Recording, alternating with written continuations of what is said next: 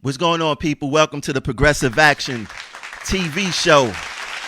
Now we go jump straight into it. We go get into this video by the international president, John Samuelson. We go get into 2 videos of his.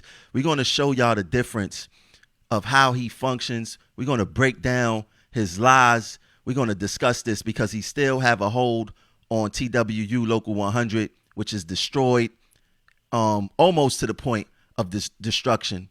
But whoever take over this union in the future, we have a lot of work to do. But we're going to jump into this video, and we want you guys to view it and let us know what you think. Check it out.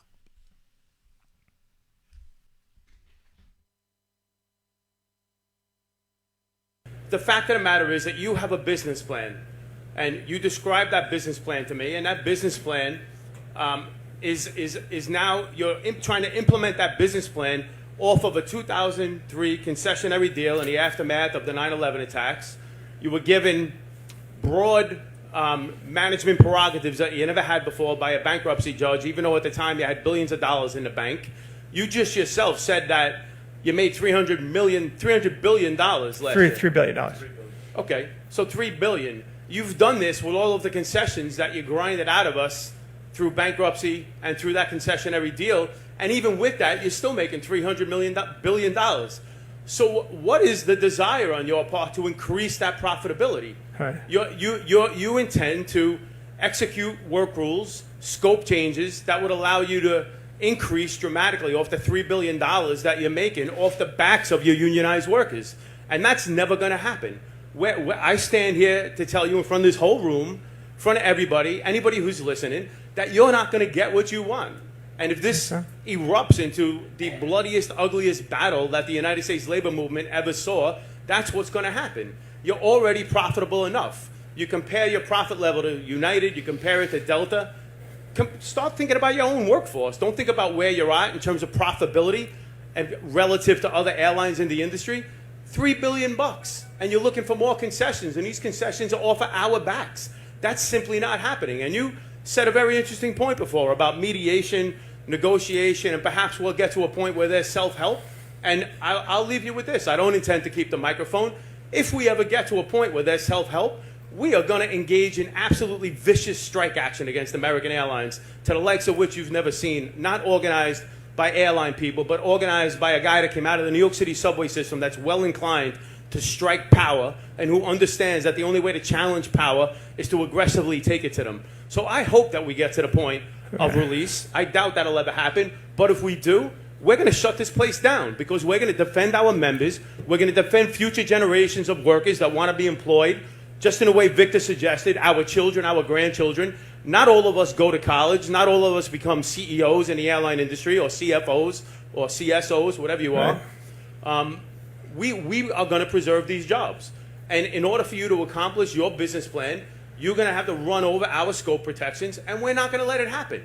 So I think the quicker that you realize that, and the quicker you get back to the bargaining table and have a serious conversation within the confines of the knowledge that I'm never going to sign a crappy agreement that actually sells everybody down the river, it's never going to happen.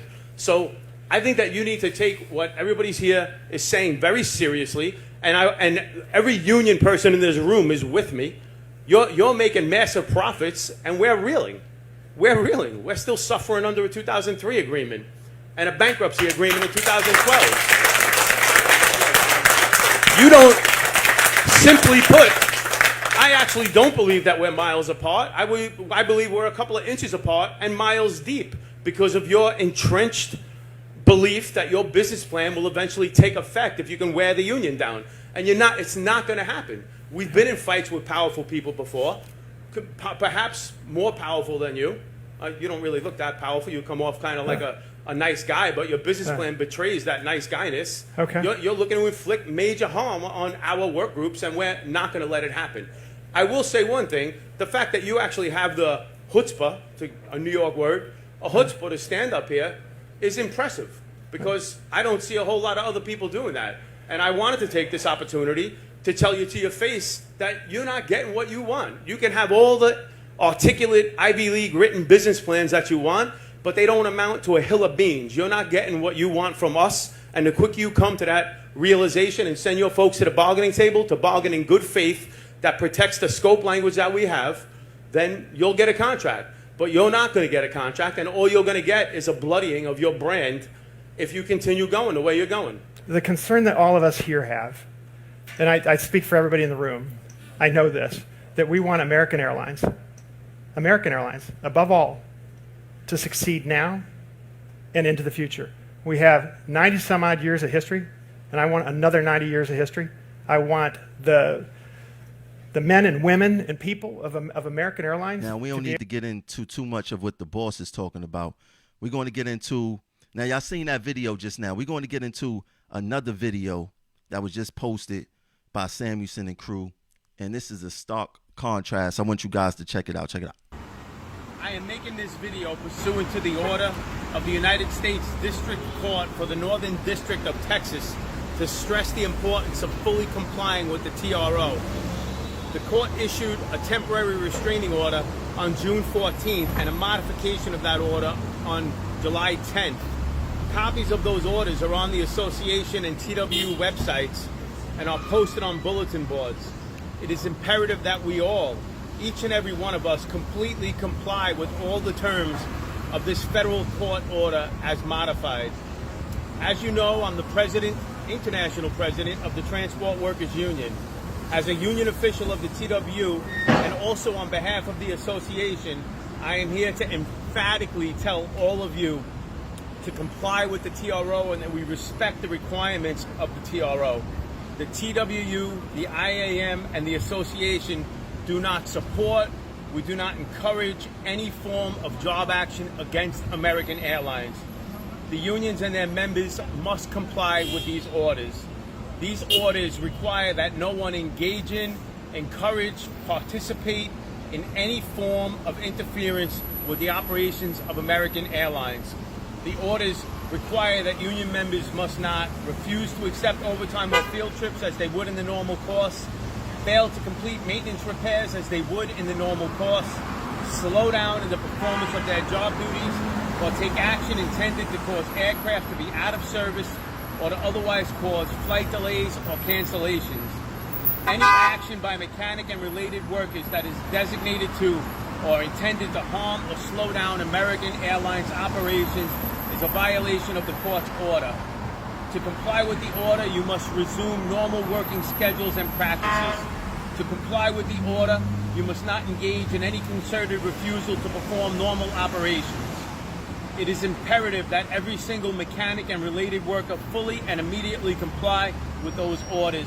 The goal of compliance is and must be to restore mechanics' working behavior and operation to normal. Pursuant to the court's order, violations of the TRO are subject to discipline and/or fines. I urge you all to do what you can to comply with the court's order and to resume normal work schedules and practices. The fact of the matter is that we must comply with the temporary restraining order and the modified restraining order. We seek victory in the end to win a good contract against American, and there's no way we achieve victory in the end without compliance with the temporary restraining order and modified order. So I sincerely urge you to comply with the order. Complying with the order will lead us down the pathway toward victory in the end against American to win a good contract. And of course, when I say this, I say I intend to do this all within compliance with the Railway Labor Act. Definitely, there's no doubt we need to comply with the temporary restraining order. Thank you. I am making this video pursuant to the order. Get the fuck out of here! Did y'all hear that BS?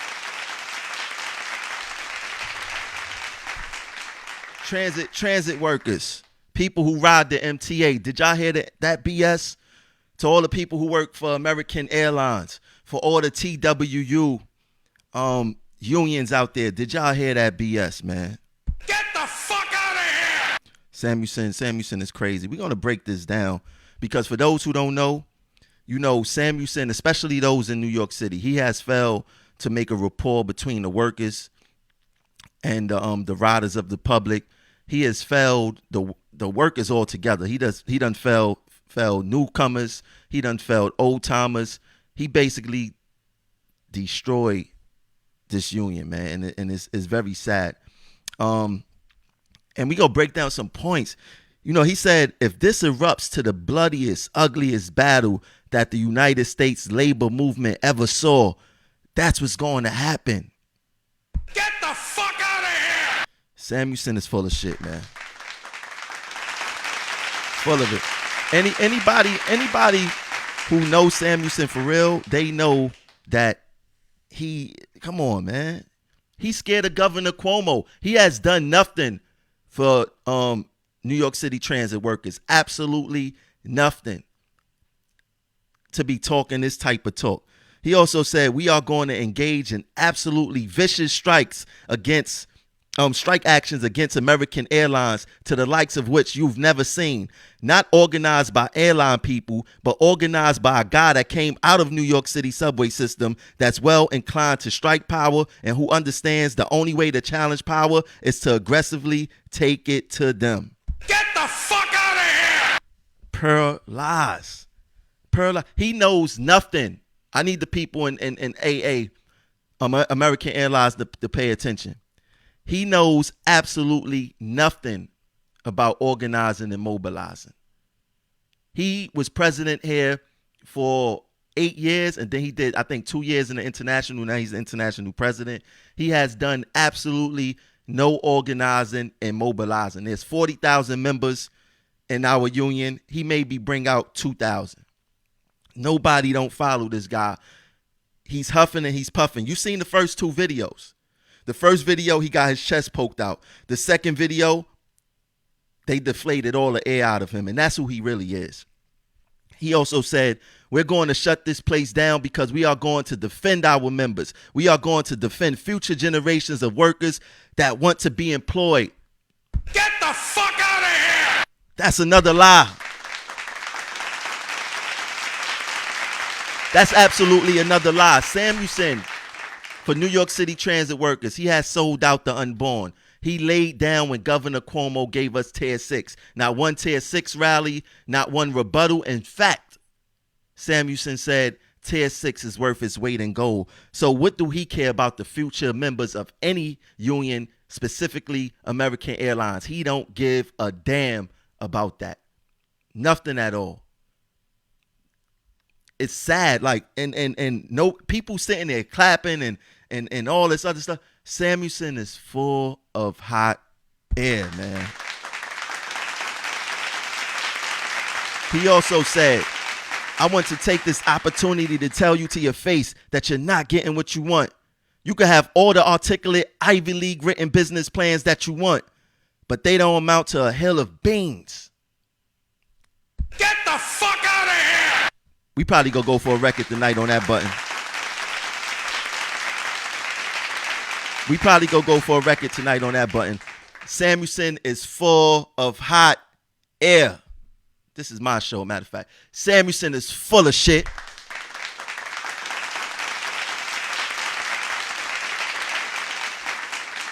He's scared to fight the bosses. He only going to places where people don't really know who he is, so he's trying to start a new reputation. Now, some of the video, I agree with what he's saying, but he's not the guy to lead that charge. He has never led a charge in New York City Transit. He has never led a charge in his life. Never. Google him and see. To all the brothers and sisters in American Airlines and throughout the country, Samuelson is full of shit.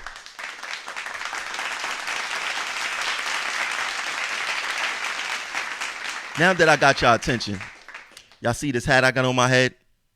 You could get it at perfidel.com.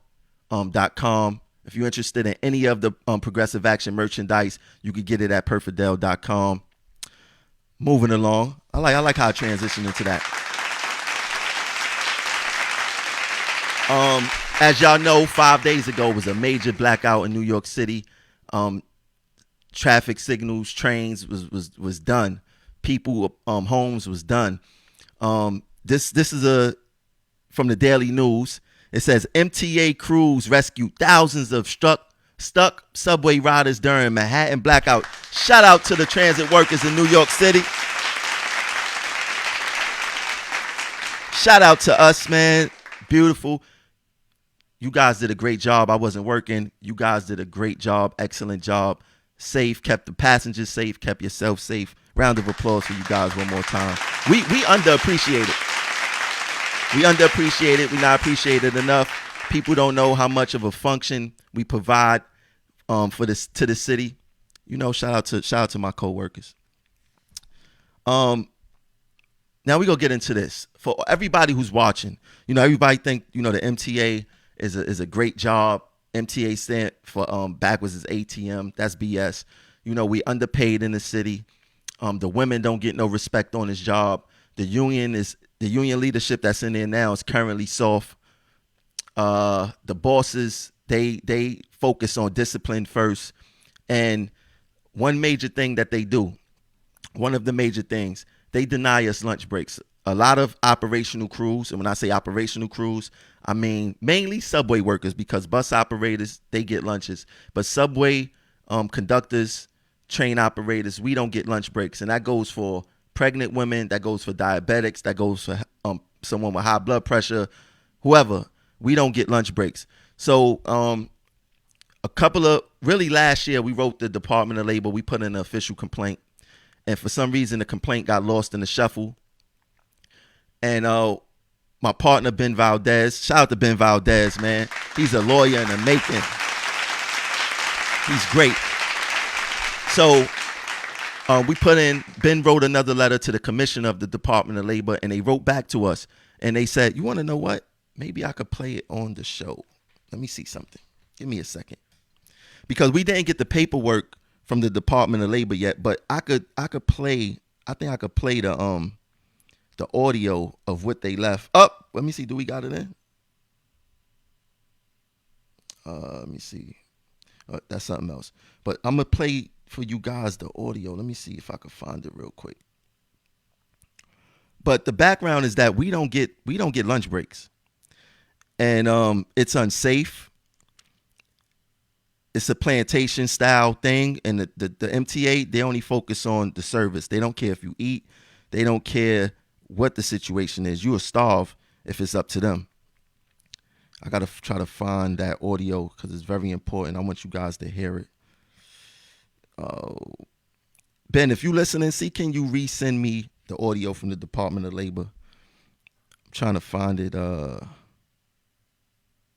But basically, once we up here go, I want you guys to listen live. This is an exclusive. Check it out.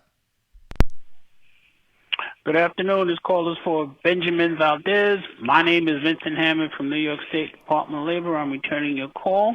You had sent us a letter stating that you are not receiving a meal period. A letter will be sent to your employer either today or Monday at the latest, advising them that you and the other employees must receive a 30-minute meal period. If you have any additional questions, you can get.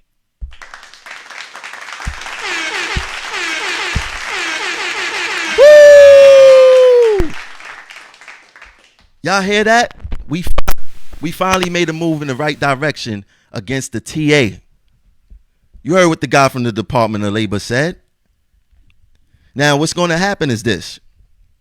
We won the first step. We won the first battle because anybody who deal with the Department of Labor standards, which handles the lunch part, not every complaint get this far. You know, sometimes they shut you out from the door. So right now, the Department of Labor standards, they have to do an investigation, and they go give the MTA, I believe 30 days to respond. Now, what the MTA is going to say is give them a schedule and say, look, they get lunch breaks. We don't know what these guys is talking about. We don't know, they making up things or whatever the case is. Now, our schedules is just the template of our day. It's supposed to tell you how your day's supposed to go. A lot of the times in the subways, it don't work like that. So you would go all day without a lunch. And the MTA think that just because they pay you 30 minutes for missing your scheduled lunch, that you must forego a lunch for the rest of the day, which is untrue.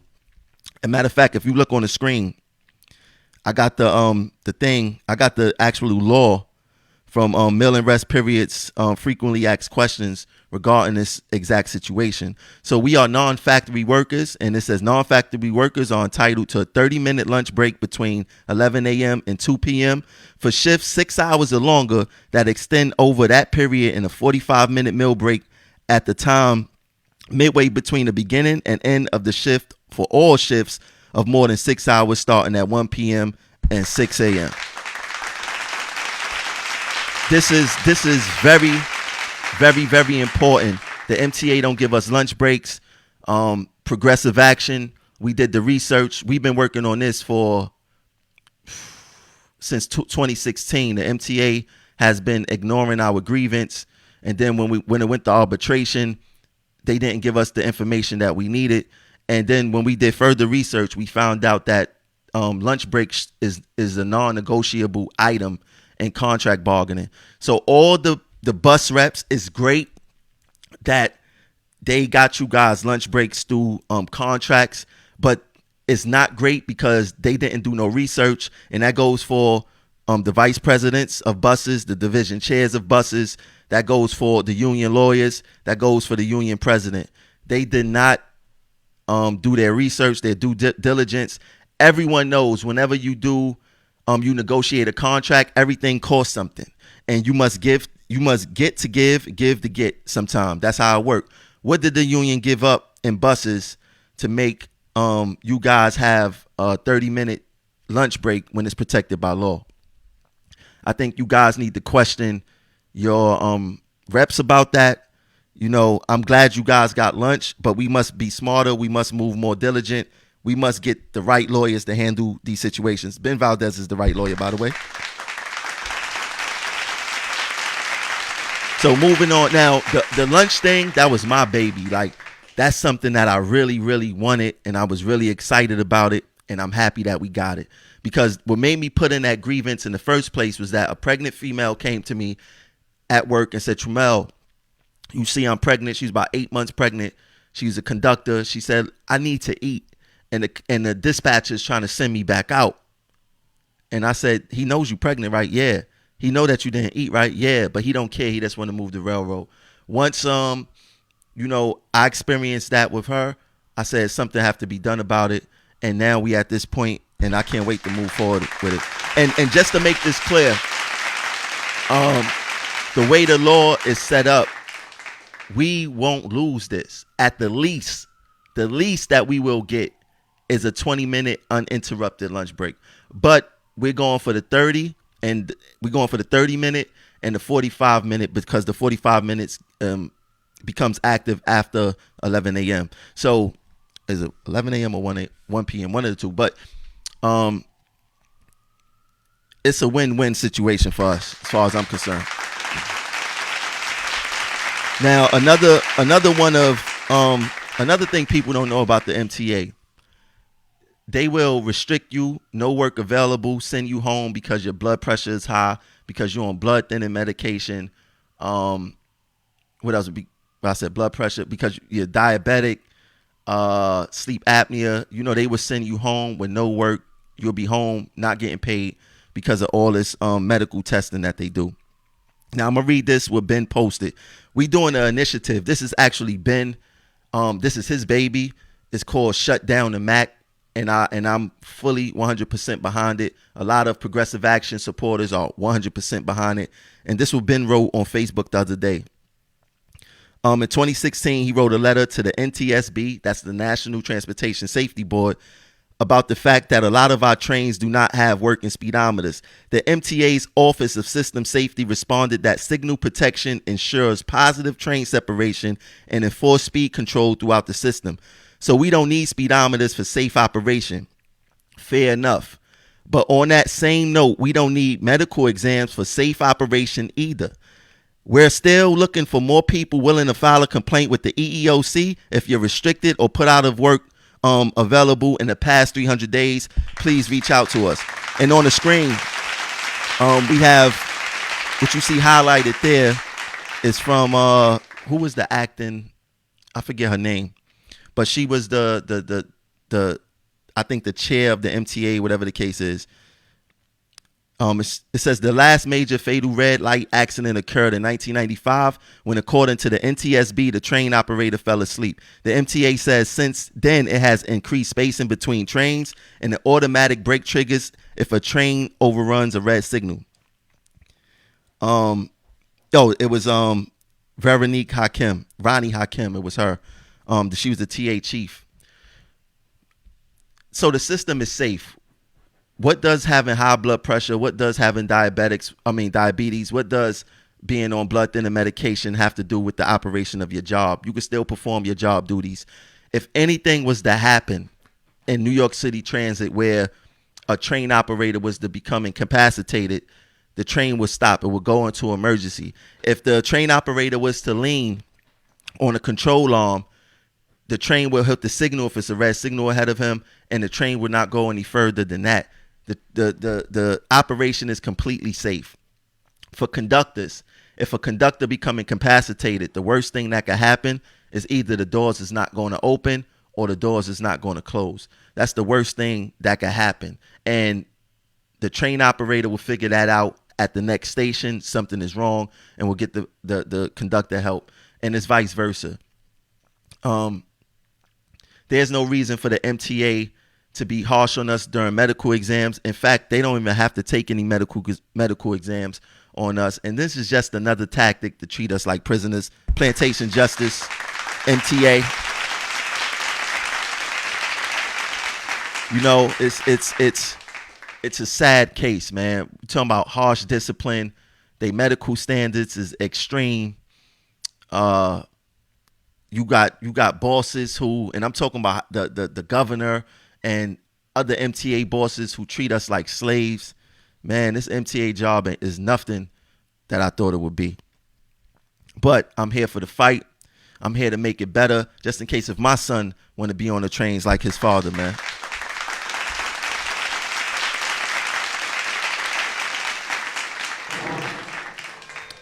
Now, this is another thing that's going on. As y'all heard in the news lately, it says the MTA says it will cut up to 2,700 jobs as part of reorganization. 2,700 jobs. Now, I see a lot of people saying, well, you know, they not only talking about New York City Transit, they talking about Long Island Railroad, Metro North, Bridge and Tunnel, headquarters, and all that other stuff. The truth of the matter is that there's about 75,000 employees in the MTA altogether. Out of the 75,000 employees, 50-something thousand is New York City Transit workers. So when you think about these cuts, I think the ratio will be like for every one person that's cut in the other places in New York City Transit, there will be like 10 cuts to make that 2,700. And all of this started because of, you know, I believe the governor, you know, cried wolf and created this big thing over 4 people with crazy salaries in Long Island Railroad. Had nothing to do with New York City Transit, but this is a way to attack New York City Transit. And it's going to be harsh, man. And this, I think Alex Partners, whatever the name this consultant firm is that's coming up with these cuts and this reorganization, they said they wanted to take 2 years for the 2,700. Cuomo actually said that he wants this done in 6 months. Get the fuck out of here! And 6 months from now is the holidays, it's Christmas. I mean, this man has no heart, no type of heart, man. And it's sad that our union leadership, Samuelson and Utano, fully support this guy. You know, this guy's a tyrant. He's a czar. He's a bully. He's doing exactly what any oppressor would do. He's doing exactly what any oppressor would do. Now, I'm going to read this too.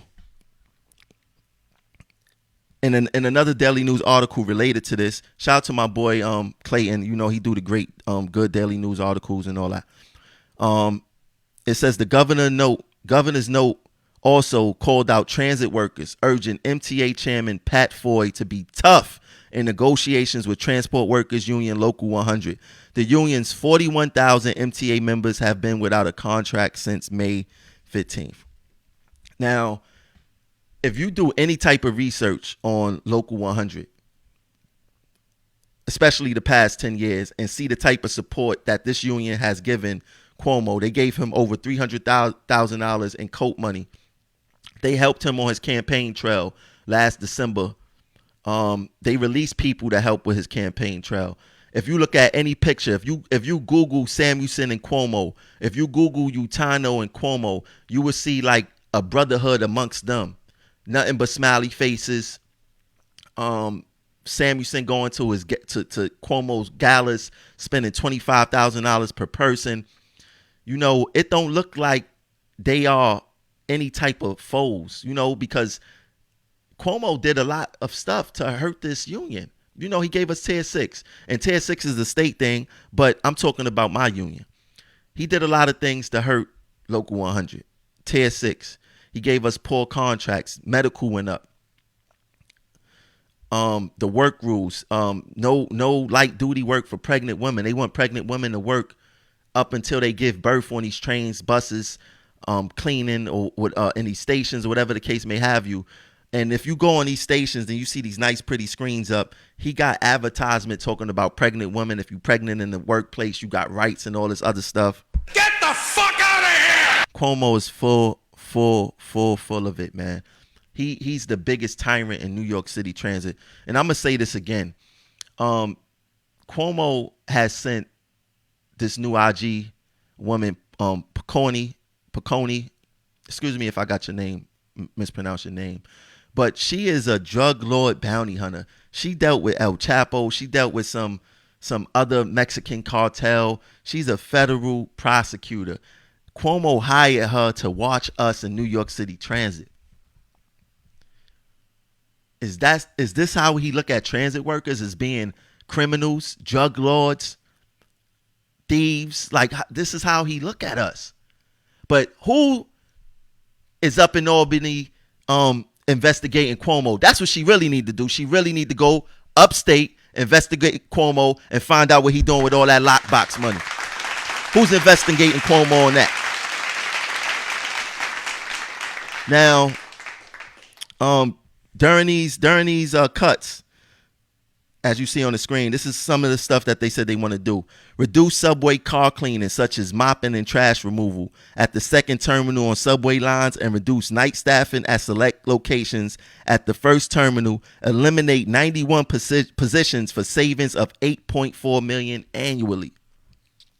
So that means this means two things. In the public, you guys need to pay attention to this. Two things. I'm going to break it down. That means that cleaners will be either laid off or not replaced through attrition. Once someone retires, their position is not going to be refilled. And trains are not going to be cleaned for the passengers. In fact, there's not enough cleaners now to properly clean the trains. So now they're talking about eliminating 91 positions.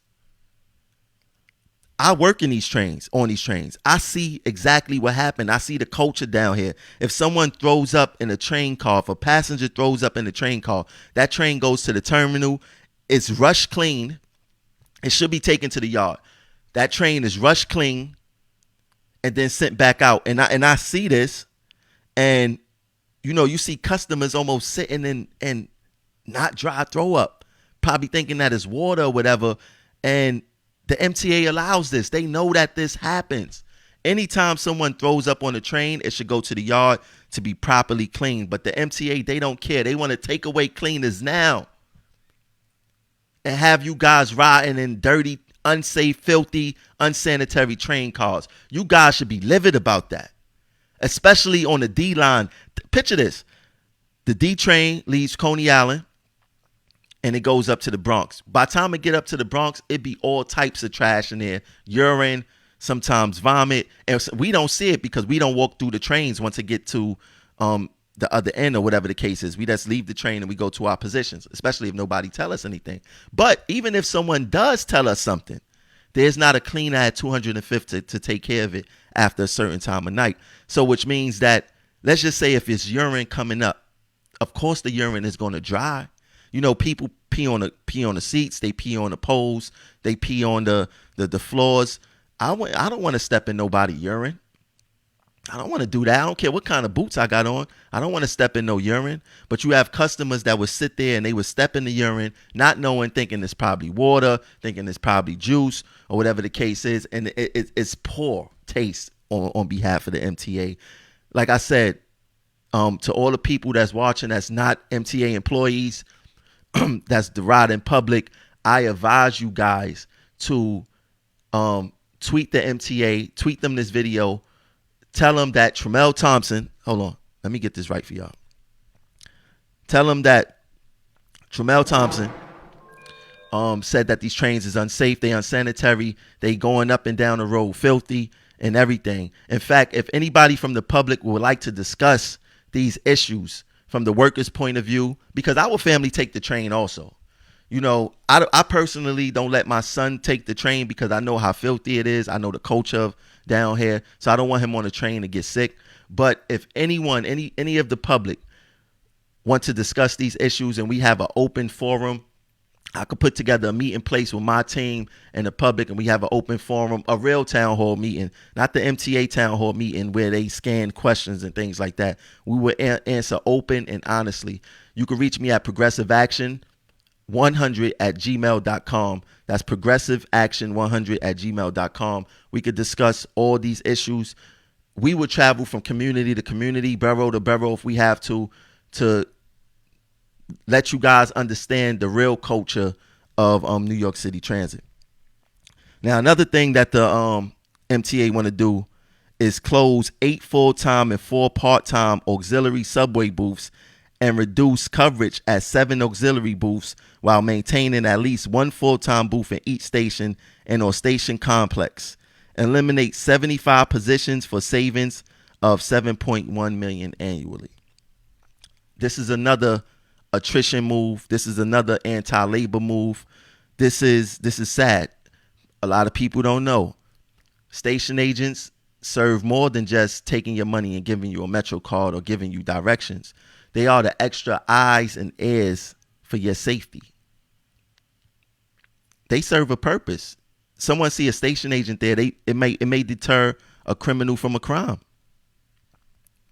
It may deter a criminal from a crime. So them laying off, the MTA laying off or getting rid of eliminating 75 positions, that's pretty crazy. That's pretty crazy. You know, and like I said, sometime that station agent will make that criminal think twice. If there's no station agent there, if you need help, who's going to call help for you? Nobody's going to be there to call help for you. Right? So the station agents, they serve a specific function, safety function also that won't be replicated by closing auxiliary booths or getting rid of 70 plus employees. The MTA need to Get the fuck out of here! and stop their BS.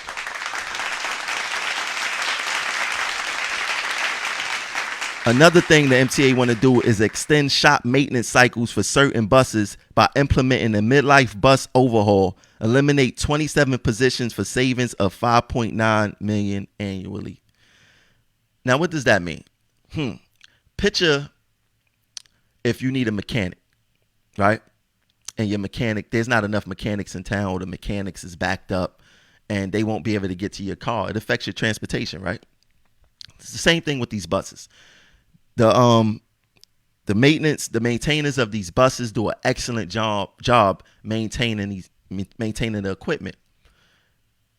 If they are eliminating positions to maintain the equipment, that means the equipment is not going to be maintained properly and on time. So what that means? That means buses going to be sitting up longer, or they going to be going out unsafe.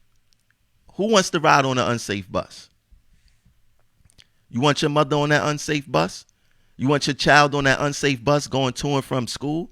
If anything, the MTA need to add more maintainers. They need to add more cleaners. They need to add more station agents and not cut anything.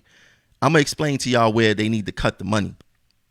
Now, another thing, this is the fourth bulletin point, It says reduce manual subway track inspections from twice to once per week on approximately 1/3 of the subway system as part of a pilot program to increase video track inspections.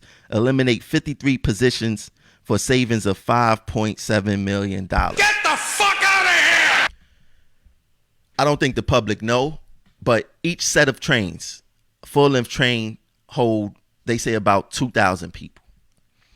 If you don't have human eyes there to physically view these tracks, it proposes a hazard.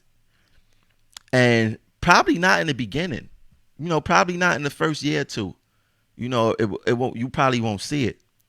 But 2 years from now, I guarantee you, if the MTA get away with this, you're going to have more derailments. You're going to have more broken rails. And we already see the derailments and the broken rails now, and they already got these men and women inspecting the tracks. We need more humans inspecting these tracks. We don't need less. Like all of this that the MTA is doing, it seems like they don't care about safety. They don't care about worker safety. They don't care about employee safety. And it's sad. Now, I notice in all of this right here, these reports or whatever may have you, that there's no real, I know they're going to do it. Management is going to get the business, but that's where they need to cut the money at. In New York City Transit, you got managers managing managers, managing managers, boss on top of boss on top of boss. And it seems like in New York City Transit, buses, subways, stations, whatever, these superintendents, these managers, their main function is the discipline. They rarely come out to speak with the employees. I guarantee you that they don't know employees by their name. They probably don't know their job. They don't know anything about their employees. So how can you successfully manage a group of people when you don't know who they are, when you only interact with them when it's discipline time?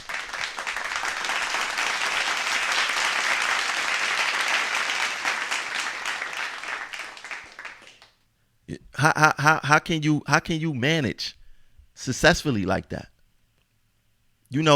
These superintendents, they stay holed up in their offices. Like I said, they rarely interact with us. Normally, I would tell you this: if any MTA worker is told that the superintendent want to see them, they go think that they're getting disciplined, and they're 100% right. A superintendent ain't coming out to say, hey, how you doing today? Is everything good? How's your job? You need anything? They don't come out and say that. Maybe, I would say, I'm lying. The majority don't. You have great superintendents out there. And you have bad ones. And the culture of it is the same, though. The only time really a superintendent interact with you is when you're getting in trouble. And if the superintendents do get laid off, they did it to themselves. They didn't prove they worth while they was here. Their whole focus was discipline.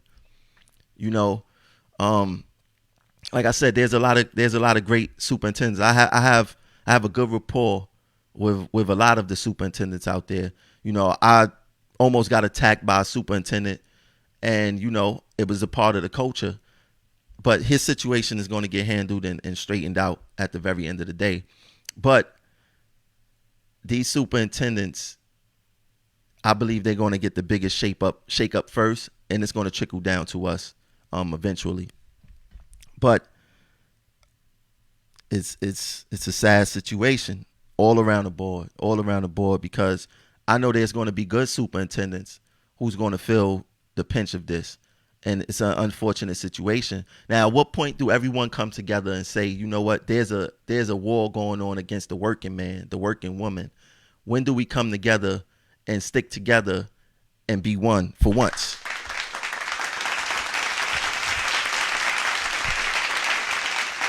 And I know people probably saying, how can you say that? And you criticize your union all the time. That's because our union leaders, they are not for us. Samuelson and Utano is not for us because they coddle a man who's anti-labor, which is Governor Cuomo. That man is anti-labor. I don't care how you put it, how you sum it up. I don't care what he do. That man is anti-labor. Now, this is another from thing I want to highlight from the report. It says another uncertainty is whether the cost of, let me blow this up, whether the cost of the next round of collective bargaining will conform to the MTA's budget assumptions. The July plan assumes that wages will increase at 2% annually during the next round of collective bargaining. The actual cost will be determined through negotiation or arbitration and could be higher or lower than assumed in July's plan. The contract with the Transport Workers Union, it expired May 2019. So we've been without a contract for a few months. And the MTA already forecasted that they only gonna give us 2% raises.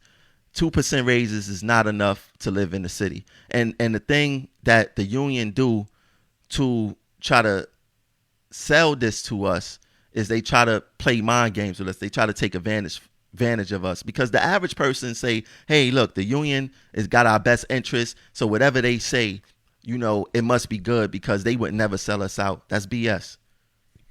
That's BS. This union will sell you out. In fact, they have sold us out on numerous occasions. So you must question every single thing that they do. Now, like I said, what they would do, let's just say if they come back with 2% raises or whatever the case may be, the way they would sell it is say, look, this 2% is above inflation, which may be true. But I want you guys to think about it like this. If a worker at McDonald's get a 5% raise, that 5% raise is above inflation, right? But they still can't afford to live in the city. Why? Because they not making that cost of living dollar to actually live in the city. And it's the same thing with transit workers. Yes, we make $30-something an hour, but this is New York City. $30-something an hour was good. And back in 2008, 2009, that was excellent back then.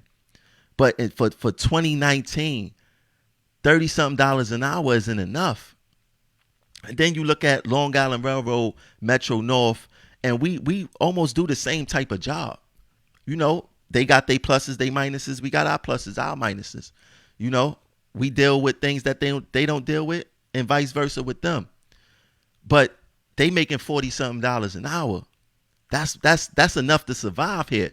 Transit workers are not making enough to survive here. So you will see a transit worker living in Maryland. You will see a transit worker living in the Poconos. You will see a transit worker living in Jersey, Connecticut, west of New York City, which tell me that we can't afford to live in the city in which we work. That's a major issue to me. You have the NYPD, Pat Lynch. These guys is making $100,000, and they saying that they can't afford to live in the city. And we talking about $100,000 base salary, right?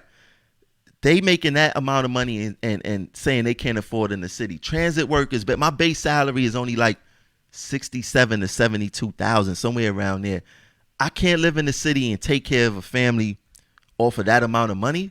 So picture a single mom or a single dad.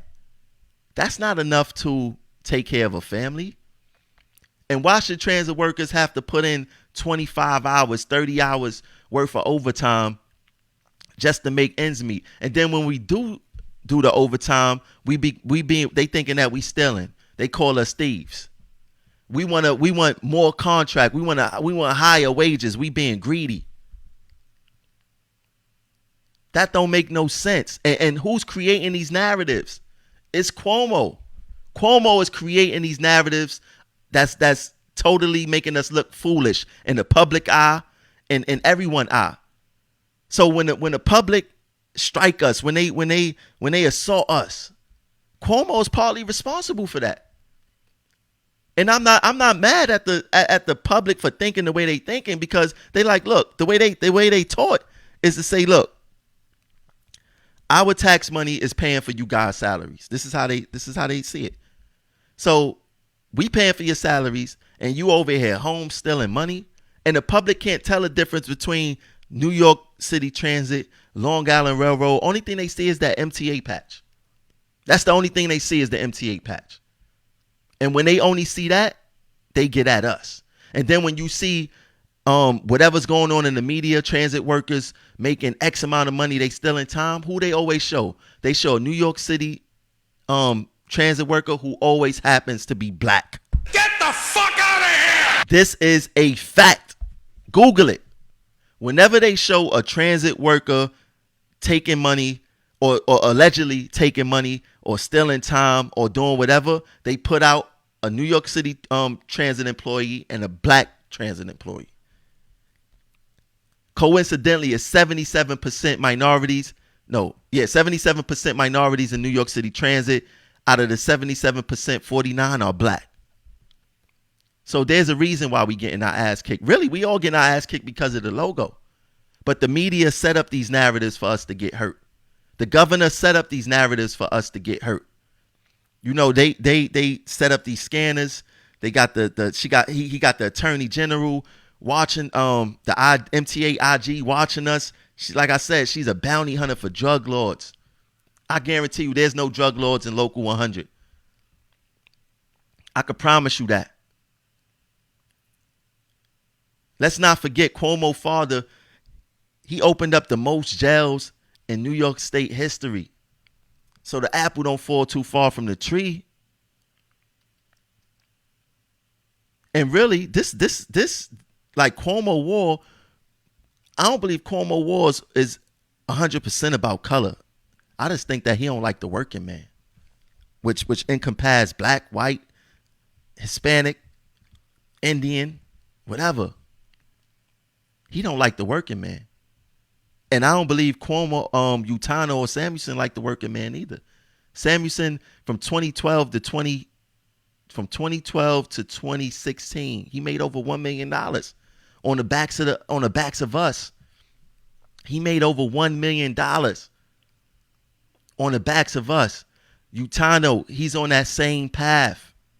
Where's his fight at? There's no contract rally. There's no nothing. I don't understand how a union don't make allies with the public. Like, we should be working hand in hand, because you want to know what? No matter what the MTA do, no matter if they give us 0% raises from here to Kingdom Come, they go continue to raise your fares.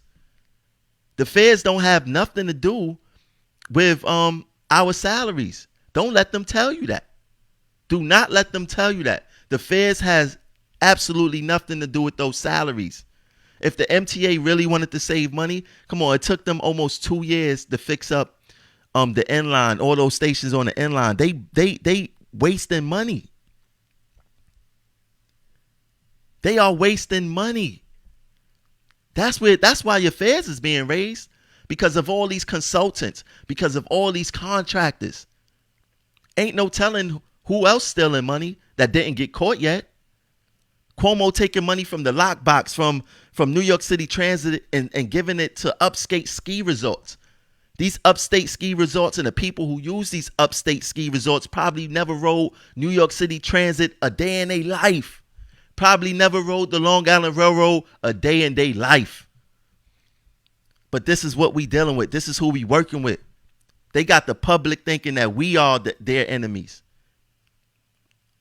Nobody is spending time to educate the public to say, hey, this is not true. Hey, this is false. Where's the union leadership? You guys made a bad decision fooling around with Utano and Samuelson, man. Bad decisions. He may be a nice guy. He may be fun to hang out with, but these is not leaders, man. These are not leaders at all. You know, at some point, we all need to come together. So to all the public out there, once again, if you want to have a real town hall meeting with transit employees so we could tell you how things happen on the job, you could reach me at Progressive Action 100, that's 100 at gmail.com. We could set something up in the near future. We will go to any borough, any community, to educate the public on what's really going on. Because I'm going to tell you, don't think that this reorganization is only going to affect employees. It's going to affect you guys too. Somebody got to pay for it. They're already past congestion pricing. Don't think that it's going to stop there. Somebody got to pay for it, and it's going to be you guys also. And through our weak union leadership, we're going to pay for it also. It's a sad day, man. Well,